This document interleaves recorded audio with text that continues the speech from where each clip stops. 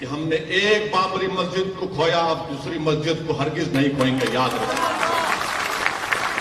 تم نے مکاری اور عیاری سے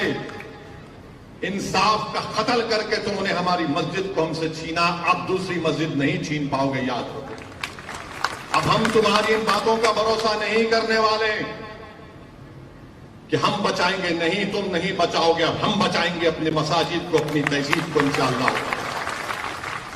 جو لوگ آ کر مجھ سے کہتے ہیں کہ نہیں نہیں ہم ہیں، تم نہیں ہے، تم کبھی ہمارے ساتھ نہیں تھے، تم تو ہمارے جنازے جب آتے تم آ کر دو دکھاوے کے آنسو بہا کر چلے جاتے ہو، اور اس کے بعد ہماری بربادی کے افسانے کوئی لکھ کر کوئی کتاب لکھ دیتا ہے، کوئی مضامین لکھ دیتا ہے، اس کو کوئی ایوارڈ مل جاتا ہے۔ میرے عزیز دوستوں اور بزرگوں، میں آپ کے درمیان میں ذمہ داری کے ساتھ کھڑے ہو کر کہہ رہا ہوں کہ گیان واپی مسجد تھی اور ہے اور رہے گی انشاءاللہ تعالی۔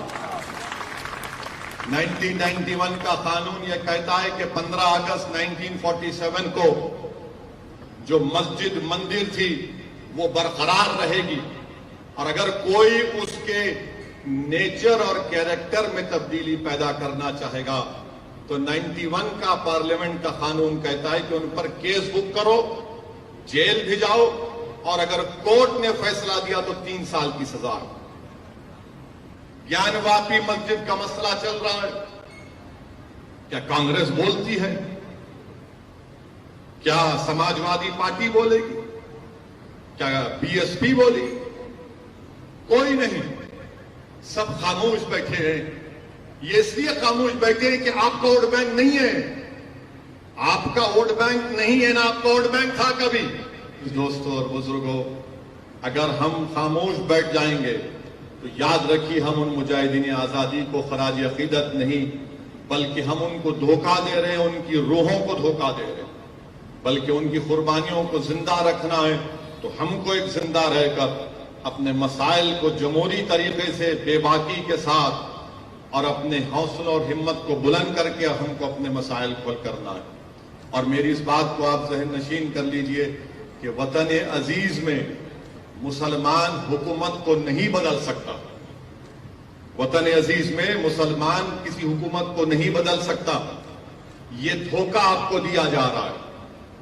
اور ہم ہمیشہ یہ بات سمجھتے تھے کہ ہمارا ووٹ بینک ہے، آپ کا کوئی ووٹ بینک کبھی نہیں تھا،